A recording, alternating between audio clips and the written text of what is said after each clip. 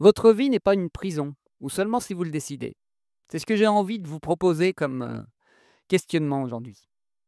Parce que je me suis rendu compte, pour moi ou pour les personnes que j'accompagne, que souvent, on s'enferme dans une vie qui ne nous ressemble pas. Ce dont j'ai un peu parlé dans l'épisode précédent. Et heu et oui, cette vie qui ne nous ressemble pas, c'est nous qui avons décidé, de la suivre. C'est personne qui nous l'a imposée. On s'est enfermé volontairement dans une prison, dans une, cage trop petite, ou je dirais même dans une vie qui n'est pas obligatoirement une cage pour certaines personnes, mais qu'en est une pour nous. Par exemple, quelqu'un qui adore la course et qui se retrouve sur une piste d'athlétisme, il est content. Par contre, quelqu'un qui préfère, faire de la peinture, il va s'emmerder. C'est une image qui vaut ce qui vaut, mais vous voyez ce que je veux dire. Une vie sur mesure demande un environnement sur mesure. Et l'environnement, je dirais, majoritaire n'est pas obligatoirement adapté à tout le monde. Oui, il y a des personnes qui peuvent très bien s'adapter à une vie, standard, on va dire, mais c'est pas obligatoirement, dans tous les espaces, parce qu'il y a des espaces qui peuvent nous convenir très bien. On peut être très en phase avec le côté, vie de famille, couple, 2 enfants, un chien, une voiture, être propriétaire de sa maison, ça peut nous correspondre tout à fait. Mais il y a peut-être quelques endroits dans notre vie où on a envie de changer les choses, où on a envie d'adapter, notre manière de faire, notre manière de vivre, où on a envie de mettre notre couleur, notre touche. Et si on se raconte que, «Oh mais il faut faire avec, de toute façon la vie c'est comme ça», on est en train de rajouter des miradors et des briques à notre mur et à notre prison. Mais ça, c'est nous qui décidons. Personne ne nous oblige à vivre la vie qu'on vit. On a certes été poussé, incité à aller dans une certaine direction par la société, l'éducation, nos parents, et cetera. Mais c'est quand même nous qui avons choisi. On aurait pu dire non. Et on a toujours le choix de dire: «Ah finalement j'ai tenté, ça ne tente pas, j'ai tenté autre chose». Oui, certes, ça demande de se positionner. Certes, ça demande de prendre ses responsabilités. Certes, ça demande de faire des choix. Certes, ça demande de s'affirmer. Mais est-ce que ça vaut pas le coup? Est-ce que ça vaut pas le coup de dire: «Ah non, ça me tente pas. Ça, j'ai envie de tester autrement, j'ai envie de goûter autre chose. J'ai envie de m'autoriser à faire un truc que je me suis jamais autorisé à faire avant. C'est peut-être un peu tard, mais c'est ce que j'ai envie de vivre. Je vais peut-être avoir une vie de quelqu'un de 20 ans alors que j'en ai 50, et alors, pourquoi pas?» Si vous avez envie de partir avec un sac à dos et de faire le tour du monde à 50 ou 55 ans, qu'est-ce qui vous en empêche? Certes, vous n'aurez pas la même expérience que quelqu'un de 20 ans, certes, mais vous aurez aussi des ressources que quelqu'un de 20 ans n'aurait pas eues. Qu'elles soient financières, qu'elles soient, culturelles, qu'elles soient liées à votre, expérience, à votre manière de vivre, à votre vécu, à tout ça, voilà. Vous vivrez pas le même voyage et ce voyage vous conviendra peut-être aussi parfaitement. Il sera peut-être aussi totalement adapté à vous.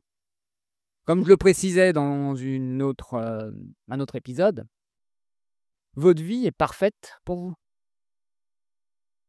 Se raconter l'histoire qu'on a loupé sa vie, c'est encore un moyen de rajouter, des briques à votre prison. Parce que ça veut dire qu'on ne peut pas la changer, ça veut dire il faudrait recommencer la vie pour, pouvoir, réparer les choses.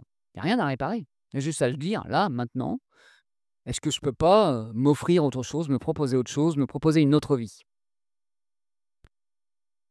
Là, il y a un gros juron qui a envie de sortir, je le retiens un peu pour pas être trop charretier dans ces épisodes. Mais vous êtes libre de votre vie, c'est vous qui décidez. Arrêtez d'être fataliste et de vous dire, «Là, ma vie est foutue, en gros, je vais, attendre la mort». Il y a un côté très morbide, très fataliste dans je dirais, dans la posture qu'on peut avoir d'attendre la retraite, d'attendre les vacances, d'attendre le week-end, comme je précisais dans, l'épisode précédent. Est-ce qu'on pourrait pas juste se dire: «Là, j'ai envie de vivre et donc je m'offre de vivre.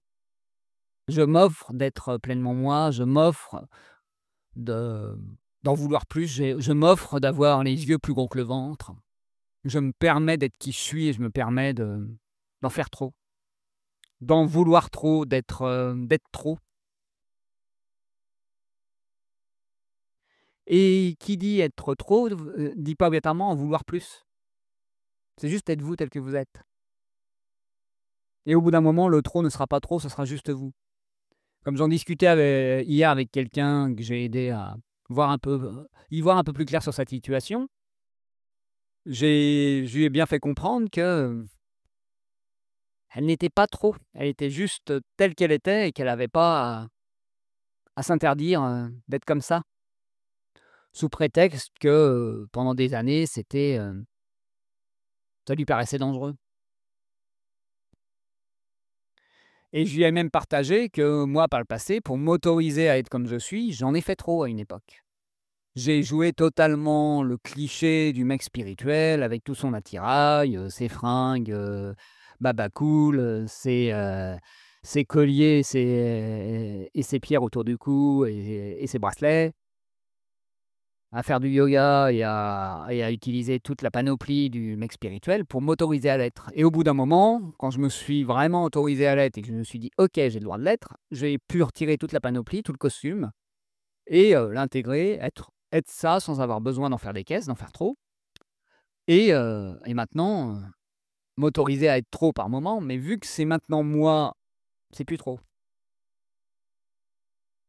J'espère que c'est clair pour vous, mais je pense que vous avez compris ce que je veux dire par là. Des fois, en faire trop, c'est aussi un moyen, d'apprendre à être soi et s'autoriser à être soi. C'est comme quand on réapprend à poser des limites, à s'exprimer, à dire non. Des fois, on le fait de manière exagérée, avec un côté colérique, enragé et puis au bout d'un moment, quand on se rend compte qu'on peut le faire autrement et qu'on a le droit aussi de le faire d'une manière un peu plus mesurée, on arrive à être affirmé sans avoir besoin de sortir de l'agressivité. Mais tout ça, c'est un apprentissage. Donc oui, vous avez le droit d'être vous et vous avez le droit de vous choisir et de sortir de votre prison et de dire: «Tiens, la porte est par là» ou «Tiens, ce mur-là, j'en ai plus besoin, je le démolis et je me crée un champ libre pour, pouvoir explorer autre chose». Après si certains murs vous sécurisent et vous soutiennent, gardez-les et quand ils seront enfermants, vous pourrez, décider, ou de faire une ouverture pour avoir une fenêtre ou de passer par-dessus. Voilà ce que j'avais envie de vous partager aujourd'hui. Donc comme d'habitude, si vous avez envie que je vous accompagne dans ce processus, pour être vous et sortir de votre prison dorée que vous vous êtes construit et que vous avez accepté de vous y emprisonner, n'hésitez pas à me contacter par mail à pierre@osetretoi.fr ou sur les réseaux sociaux. Et n'hésitez pas à partager ce podcast à tous ceux à qui vous pensez qui pourrait être utile. Eh bien, je vous souhaite une très belle journée, soirée, matinée en fonction du moment auquel vous écoutez cet épisode. Et je vous dis à demain 7h pour un nouvel épisode.